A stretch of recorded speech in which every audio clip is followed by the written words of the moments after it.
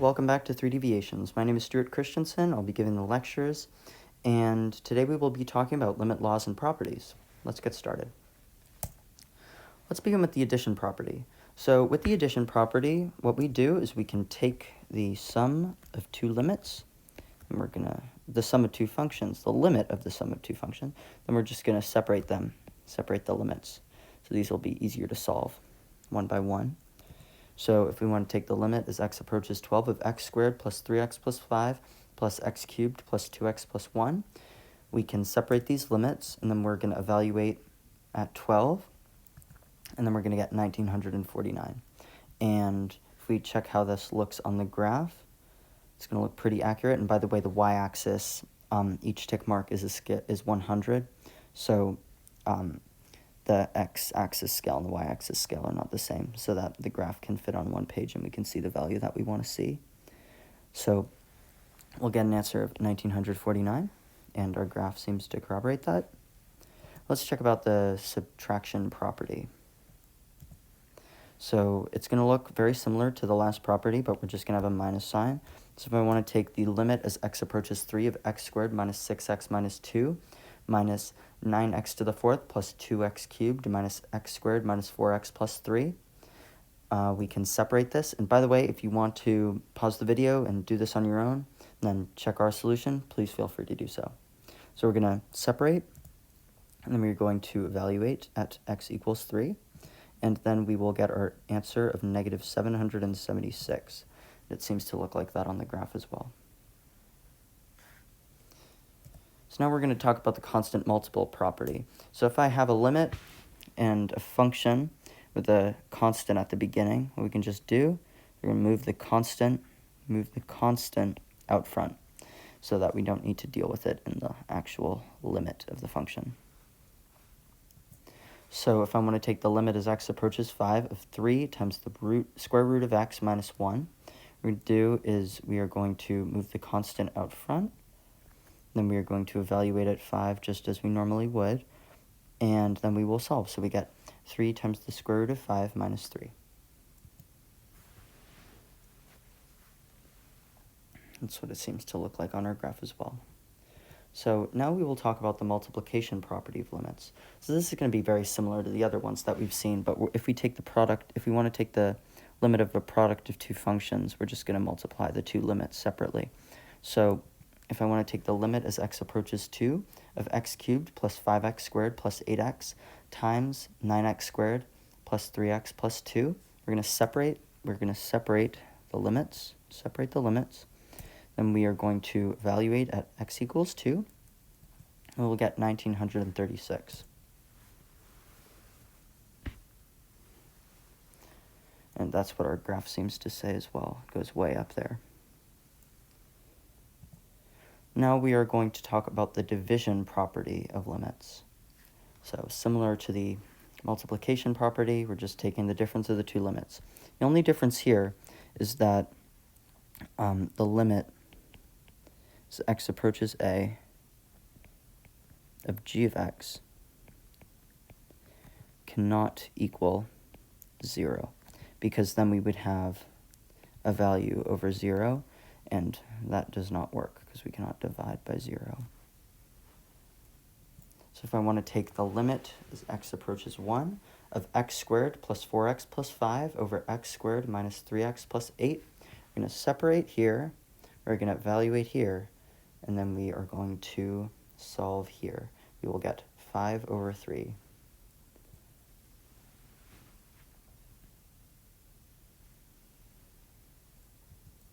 So if I want to use algebra to solve some rational limits, so this is important when we have limits like this, where we have what we call indeterminate forms.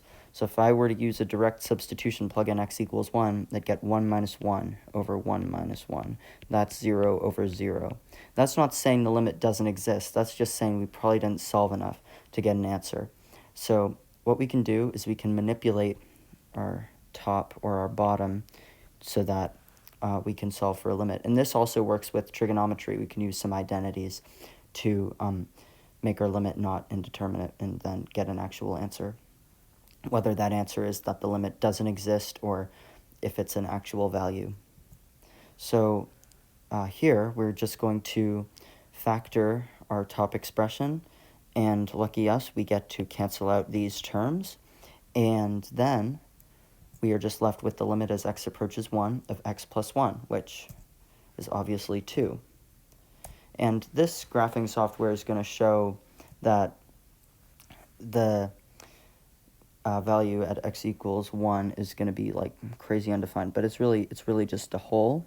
So we're going to have a hole because that's what happens when we cancel out those like terms, or when we cancel out the common factors on the rational expressions. We're just going to end up with a hole, and it's saying at this hole, what are we going to have? And it's 2. All right, now let's talk about the power property. This is also applicable to radicals as well, because they are really just rational exponents. So if I have the limit of a function raised to a power, we can just take the whole thing and raise it to the power. So if I want to take the limit as x approaches 4 of x plus 2 squared, and just do a substitution, we get 4 plus 2 squared, which is 36.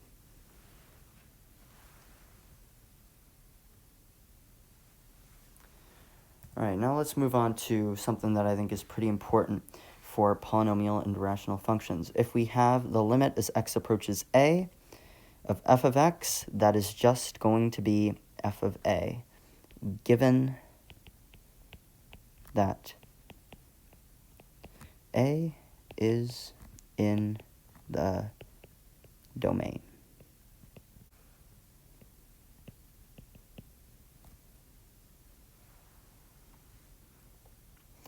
All right, so now what we will do is we will talk about an important theorem called the squeeze theorem. All right, so what is the squeeze theorem? So say I have a function g of x. G of x is going to be a function that we don't really want to take the limit of. It's going to be something like that. We'll see this drawn a little bit better in our example. But if I have a function like that, like g of x, and I want to approximate its limit here at the origin, that's going to be kind of tricky to do because it's undefined at the origin. So what I can do is I can take f of x and h of x, which I know are going to be less than and greater than or equal to g of x at near our point A, where we want to take our limit. So what I can do is I can take f of x, we are going to take a quadratic, and we're going to squeeze g of x from both sides. Squeeze it from both sides. And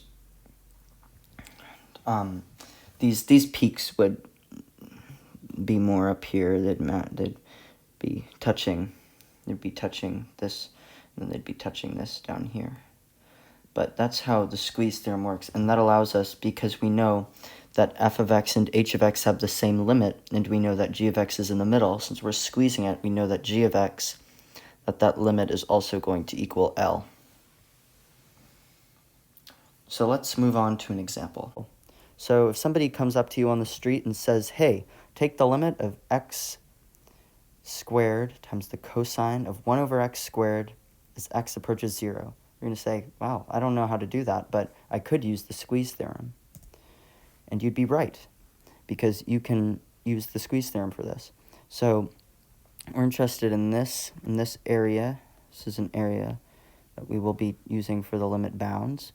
And notice how x squared is not in this, so we can multiply both sides of the inequality, or the entire inequality, by x squared, giving us negative x squared is less than or equal to x squared times the cosine of 1 over x squared is less than or equal to x squared.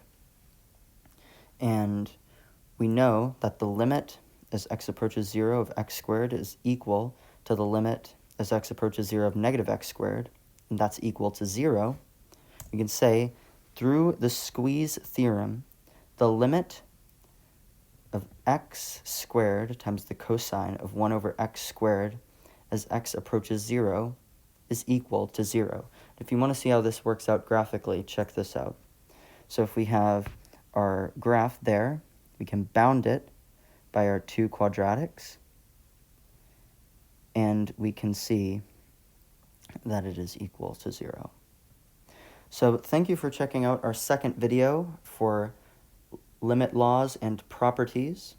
We will be back to talk about some rigorous proofs of limits known as epsilon delta proofs, and then we will be moving right on into continuity. So exciting stuff coming up. Please like and subscribe. Leave a comment if